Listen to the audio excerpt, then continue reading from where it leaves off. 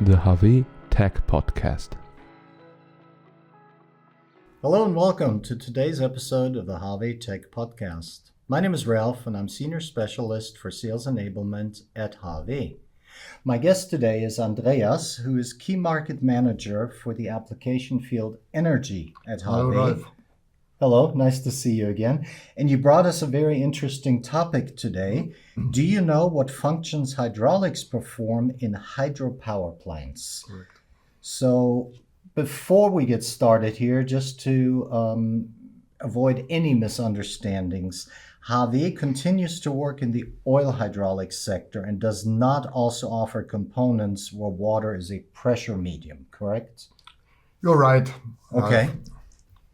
Oil is our medium, Mm-hmm. and we use it to control functions to keep the water under control, or to find a way to produce as effectively as possible energy. Okay, that makes sense. That's why the assignment to the HAWE application field Energy. So we're talking about applications in electricity. Especially the electricity generating power plants, correct? That's correct, yeah. And we are not talking about these very big dams which you somehow find and see in television. Mm-hmm. Yeah? What we are talking about are so-called small hydropower plants, Okay. which you find in Austria, in Switzerland, in the southern part of Germany, in the northern country, everywhere where you have some mountains where water is flowing from up to down. Mm-hmm. Makes sense. And you mentioned about 10 megawatts of power. How can I envision 10 megawatts This is of correct. power? These small hydropower plants, they are approximately maximum up to 10 megawatt. 10 megawatt means a possible power supply for about 10,000 households. Mm-hmm. And the good thing with this water power and this water energy is it is running 24/7. Mm-hmm. That's a difference, for example, for compared to wind or compared to solar. Solar you only have during the day. Wind you only have if there is a wind. Mm-hmm. So now that we know a little bit about the boundary conditions, where do hydraulics come in when we're talking about hydropower? What are the applications?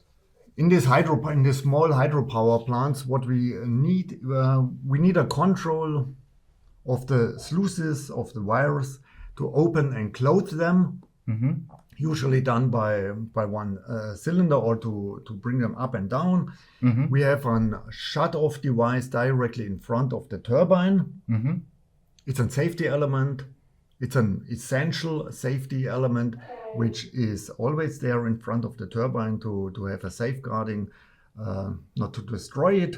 Mm-hmm. We have the turbine control itself, and Okay. we also have some kind of cleaners. They are named rake cleaners. Mm-hmm. Well, that was a nice laundry list of items. Let's get started with one that I find interesting. That's the turbine control. What exactly is that about?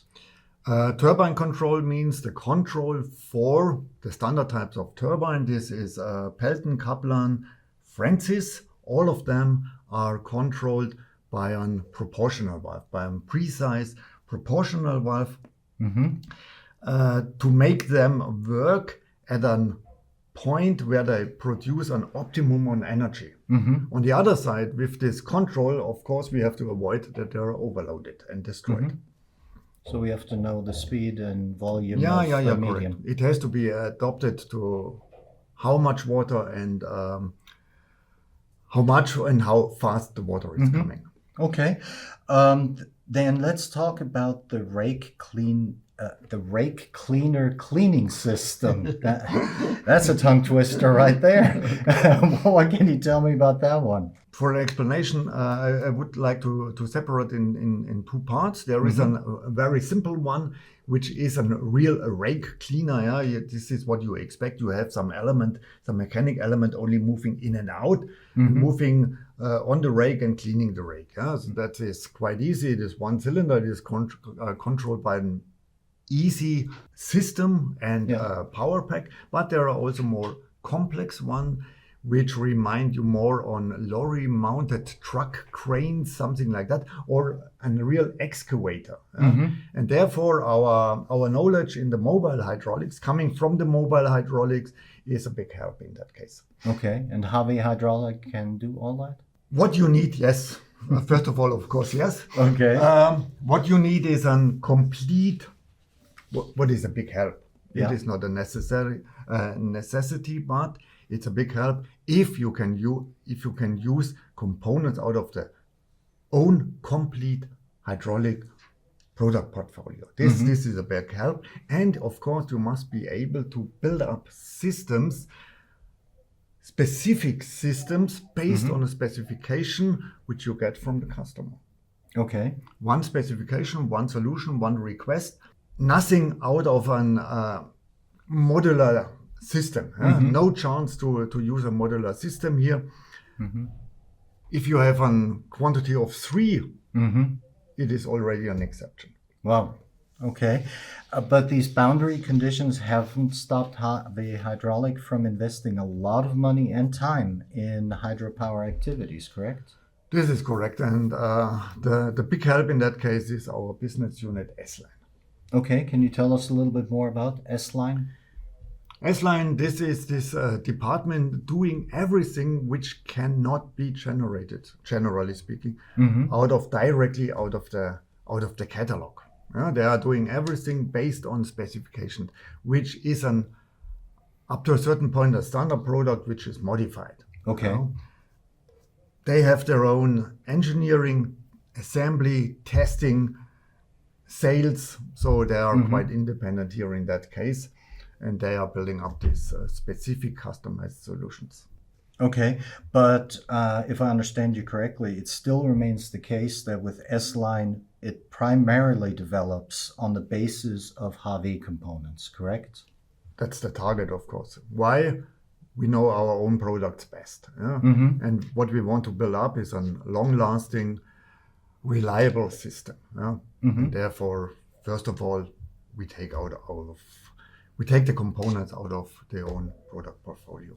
Okay, we've mentioned components a couple of times. Maybe you can give us a list of what these components are in particular?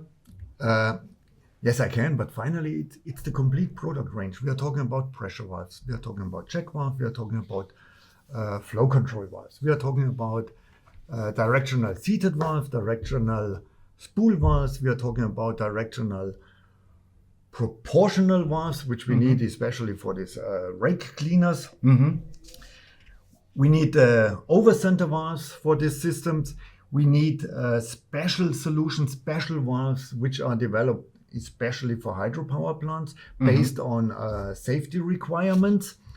If we want to build up a power pack, we additionally need pump, motor, accumulators, steel work. We need an electronic control box.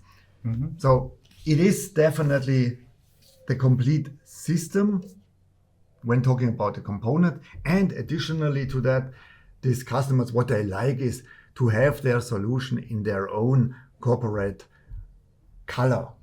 So some of them like yellow, others in blue, and the other ones in red. And you have to be able to fulfill that. Okay, but let's be honest. Can't our competition do this also? Not automatically, especially maybe not for a reasonable price if you don't have this complete product range in-house. So if you need to buy, there are always others also earning money. This is number one, and number two is maybe not that reliable. The system not that reliable, because another requirement is they are asking for 20 up to 30 years of lifetime, and therefore you must be sure to develop something like that. Plus a professional organization, including the back office for assisting further help to these guys, to these hydropower plant guys, to build up the system in the plant. to do maintenance, to keep it alive, and so on and Mhm. so on. So that's quite important. Okay. Well, I can see that hydropower at HAWE Hydraulik is a very interesting but also very complex system Yes. and topic. Correct. So let me try to summarize everything again, Andreas, and make sure that I didn't miss anything and to make it a I little will bit check. easier. Yeah. So the applications for hydraulics in hydropower are diverse, as you mentioned. The manufacturer's own product range should be just as diverse and comprehensive in order to be able to present the power units and control systems at a reasonable price. The quality of the components and professional documentation are also essential, all with the aim of meeting the required 20-year or sometimes even 30-year minimum service life of the control system, and all safety standards and keeping maintenance costs as low as possible is, of course, really important. Did I hit all the points? That's exactly how it is, Ralph. Well done. Well, great. It was a pleasure seeing you again and having you here. I look forward to our next podcast together. Thank you. And I look forward to our next podcast together in 2 weeks. Thank you very much for joining us again today, and goodbye. Goodbye.